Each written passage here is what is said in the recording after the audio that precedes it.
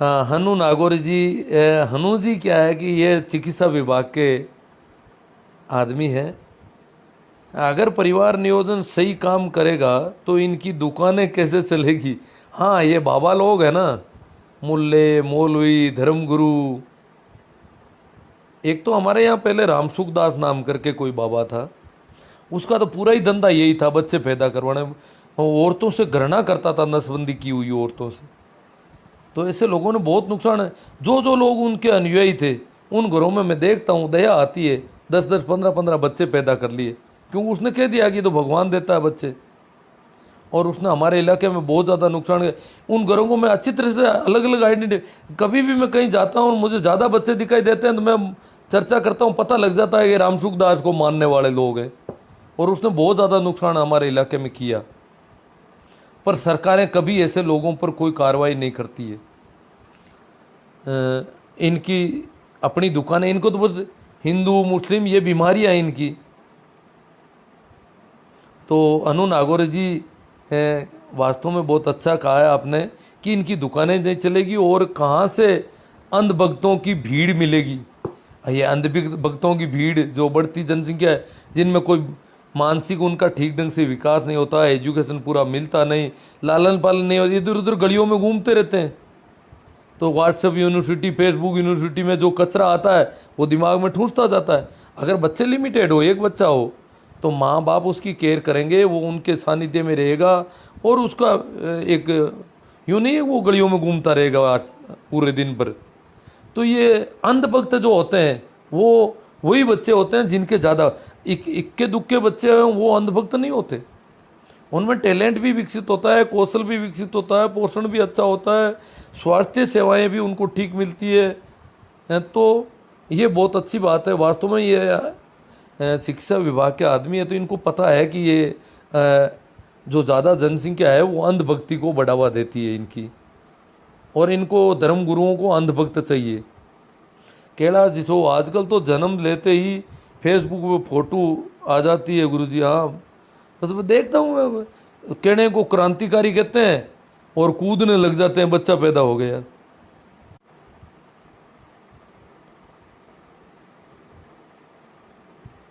मैं दादा बन गया।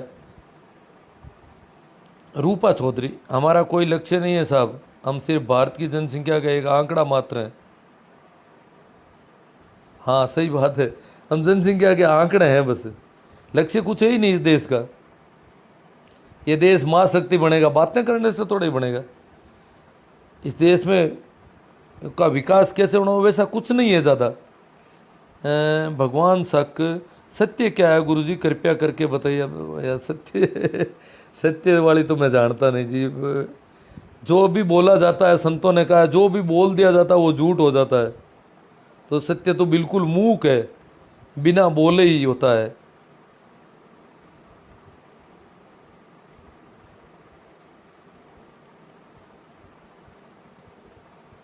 तो ठीक है, जो भी कमेंट आए हैं शायद उन पे सब पे हो गई है। एक बार मैं थोड़ा सा और देख लेता हूँ।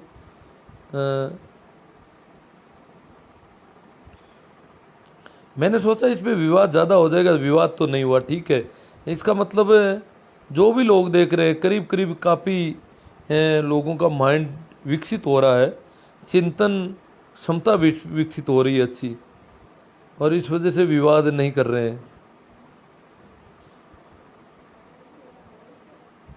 और कुछ अंधभक्तों को, जिनको जो बेचारे, उनको तो देखो गोबर भी खिला देते हैं लोग, उनको तो मैंने कईयों को ब्लॉक भी कर रखा है ज़्यादातर को। तो इसलिए वो बालक ईश्वर की देन है। ये जगराम जी आ गए, डूडी साहब। बालक ईश्वर की देन है, बीमारी भी ईश्वर की देन है। आप दवाई क्यों देते हो? मेरी तबीयत ठीक नहीं थी, मैं आपके पास आया, आपने दवाइयाँ दी मुझे। आपने ईश्वर का बहुत बड़ा ईश्वर विरोधी कार्य किया। मुझे जो दवाइयाँ जगराम जी आपने दी, उसकी वजह से मेरा जो जुकाम की प्रॉब्लम थी वो दूर हो गई। प्रॉब्लम तो ईश्वर ने दी और आपने ईश्वर की ऐसी तैसी कर दी बेचारे की। ईश्वर चाहता था कि मैं जुकाम और खांसी से कमज़ोर पड़ पड़ा के ख़त्म हो जाऊं, परंतु आपने ईश्वर को अंगूठा दिखा दिया कि मैं नहीं ख़त्म होने दूंगा। ये आपका काम ईश्वर विरोधी नहीं है। मेरी जुकाम बिना ईश्वर की देन के थी क्या? जुकाम भी तो ईश्वर की देन थी। बालक ईश्वर की देन है तो बालक का मरना भी ईश्वर की देन है। मृत्यु दर को हमने जितना कंट्रोल किया है, अगर इसी प्रकार जनसंख्या बढ़ गई तो आपको पता है क्या हालत हो जाएगी हमारी। ये जो बढ़ती जनसंख्या है ये पूरी मनुष्य जाति को खत्म कर देगी।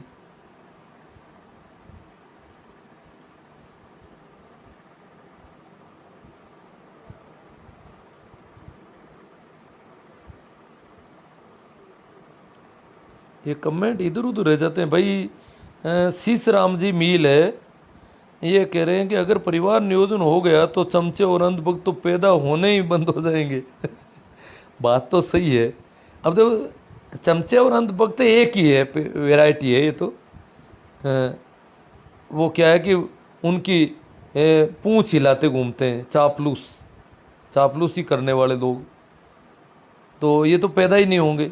फिर इनके बिना ये चोर नेता क्या करेंगे बेचारे। देखो इन्होंने तो नेताओं को चोर ही कह दिया सभी को। तो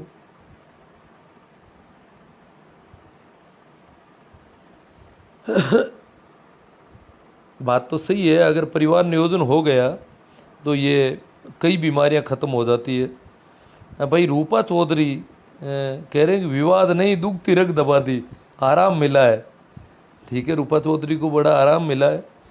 और देखो ये कोई लोग कहते हैं ना कि बूढ़ी औरतें हैं या बूढ़े लोग, नहीं, बूढ़े लोगों में भी मैंने कई ऐसे लोग देखे हैं जो परिवार नियोजन के प्रति बहुत ज़्यादा संकल्पवान थे। औरतें भी ऐसी है, कई अनपढ़ औरतें हैं और वो कहती है कि नहीं, परिवार नहीं बढ़ना चाहिए। उन्होंने अपने परिवार की लिमिट रखी, बहुत मेहनत की उन लोगों ने। यदि 2 लड़की हो गई और नसबंदी कराने की सोचते हैं तो उसको क्या बोलते हैं लोग? किशन सियाग बोलते हैं। नहीं, 2 लड़की या 1 लड़की पे भी अगर करवाए, वो लोगों की मानसिकता ही तो बात है। बच्चे को ये नहीं है कि हम बच्चे बंद नहीं कर सकते, मानसिकता है। जैसे अभी जगराम जी डूडी साहब ने कहा कि ये तो ईश्वर की देन है।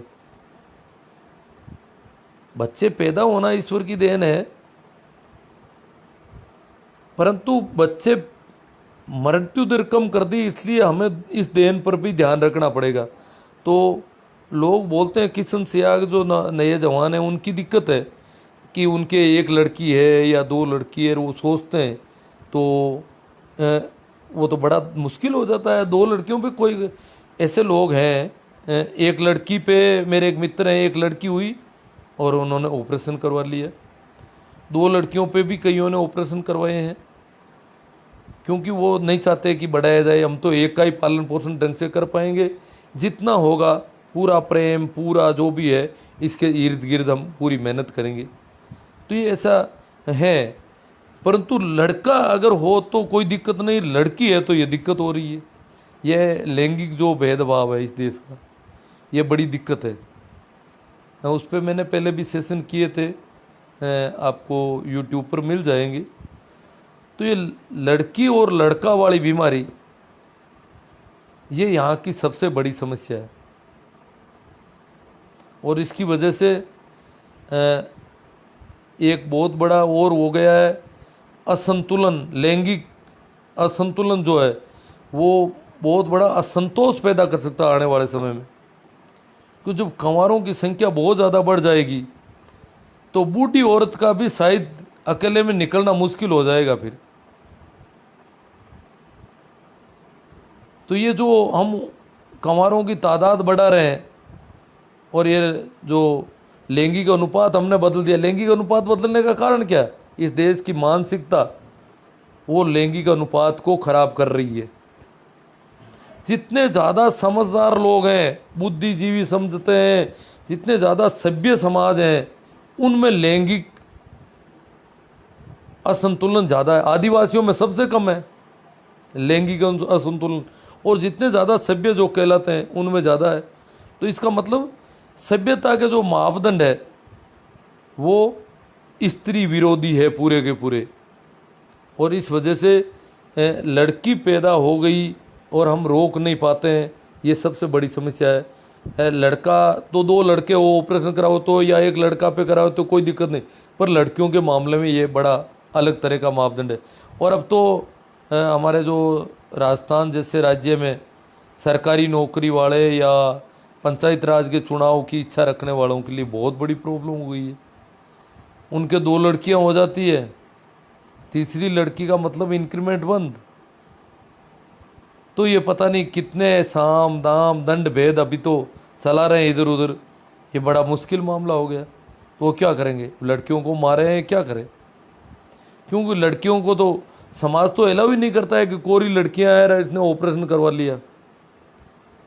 तो इस समाज की जो मानसिकता है वो बदलने के लिए हम प्रयास करें, और आप लोगों का अच्छा सहयोग मिल रहा है। और इसके संबंध में मेरे लाइव सेशन लड़कियों के संबंध में लैंगिक असंतुलन और जेंडर संवेदनशीलता पर कुछ कर रखे हैं। ज़्यादा तो मैं इस पर कर नहीं रहा हूँ अभी सार्वजनिक रूप से। कुछ लोगों ने वैसे छोटे सेशन में कई जगह सुन रखा है मेरे को, परंतु वो सारी बातें यहाँ अभी मैं नहीं कहना चाहता।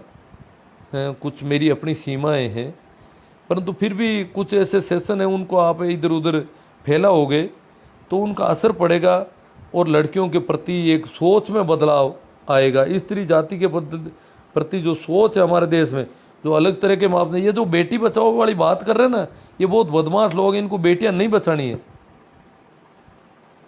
ये बेटी को उसी स्थिति में बचाना चाहती जिस स्थिति में अभी है, ऐसे नहीं बचेगी बेटी।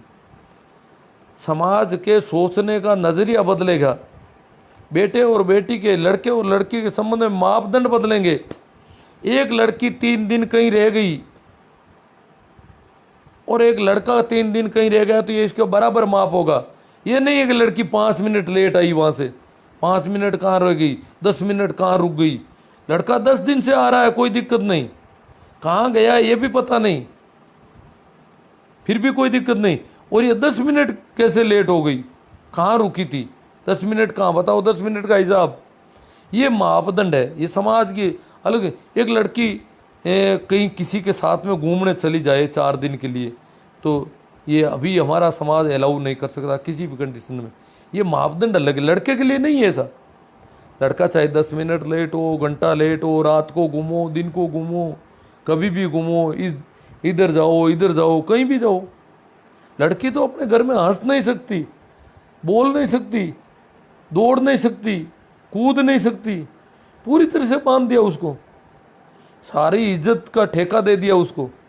ये जो मापदंड जब तक नहीं बदलेंगे तब तक बचना बड़ा मुश्किल है। ये जो बेटियों के पक्ष में जो वातावरण है वो बड़ा मुश्किल है बनना। तो और तो क्या है, तो किशन जी सियाग आपकी समस्या सही है। हाँ, रूपा चौधरी कहते हैं अगर ये जेंडर संतुलन और बिगड़ गया तो परिणाम घातक होगा। परिणाम घातक होगा मतलब आप खड़े हैं और आपके साथ में कोई लड़की खड़ी है, 2 जने आगे पकड़ के ले जाएंगे आपको और मारेंगे अगर बोलोगे तो। क्योंकि दशा बहुत अंधे हो रहे हैं लोग, बिल्कुल मानसिक रूप से विकृत हो रहे हैं। ये 4-4 साल की 2-2 साल की लड़कियां इस देश में क्या हो रहा है, सारी अब कोई कहते हैं पशुता कर दी, जानवरों जैसा करते कर दिया। जानवर है, कौन से जानवर करते हैं तुम्हारे जैसे गंदे करते? कभी देखा किसी जानवर ने बिना मैच्योर किसी विपरीत लिंग को छेड़ते हुए? हमारी हालत क्या है। और ये और ज़्यादा बिगड़ जाएगी। रूपा चौधरी बिल्कुल नए लड़के लग रहे हैं, पर काफ़ी अच्छी समझ है इनकी कि ये बिगड़ गया तो परिणाम बहुत घातक होंगे और होंगे। बहुत अच्छी सोच है। ये नए जवान अगर इस प्रकार की बात करेंगे तो ये बात दूर तक लग जाएगी। ठीक है मित्रों, आप लोगों ने अच्छा सहयोग दिया और आप इसे और आगे से आगे बढ़ाएं। गिरधारी सिंह मेरा विकृत मानसिकता का प्रदर्शन करते हैं कुछ लोग तो ऐसा करके। हाँ, विकृत मानसिकता नहीं, वो तो उनकी परेशानी है भाई। अगर आप लड़की के तो इस देश में वैसे तो देखो द्रौपदी के 5 पति थे और भी ऐसे कुछ उदाहरण मिल सकते हैं, परंतु अभी हमारे यहाँ समस्या क्या है, एक किसी की पत्नी है तो दूसरा उसको देख नहीं सकता, वो घूंघट में दबा रखी है, टच कर नहीं सकता। ऐसे नहीं है बिल्कुल, और बिल्कुल आंख है, आंख से आंख है। तो इस प्रकार जब इतने भूखे होंगे, इतने दुखी होंगे, तो वो 2-2 4-4 साल के बच्चों को चॉकलेट देने कि क्यों उनको नींद ही नहीं आती है रात हर दिन, बहुत परेशान रहते हैं। तो वो एक तरह से मानसिक रूप से बीमार हो रहे हैं इस वजह से, क्योंकि ये ज़रूरत है एक दूसरे की। आज अगर जितनी लड़कियां अगर बहुत ज़्यादा हो जाए और लड़के कम पड़ जाए, तो लड़कियों में भी ये मानसिक विकृति आ सकती है। तो ये विकृति इसका कारण है। भागीरथ जी राजपुरोहित नौका से, गुरुदेव धनी तो पशुओं के भी हो तो सही नहीं है, मेरे बींदनी के गणी होते हैं, बींदनी के धनी होते हैं, आपका वक्तव्य बहुत गुदगुदाता है। हाँ, वो धनी वाले पहले पुराने सुन रखे हैं ठीक है भागीरथ जी। भागीरथ जी ने क्या है, टीचिंग कैंप में पहले हमारे साथ रह चुके हैं कई बार, तो अब ये क्या है कि बहुत दूर चले गए, अब मैं भी कैंपों में नहीं जा पा रहा, तो अब यहाँ मिल लेते हैं ये। तो ठीक है मित्रों, आप सबने बहुत अच्छा सहयोग दिया, इस सब के लिए आभार। एक बार फिर मेरा आप सबको प्रणाम, नमस्कार, राम राम।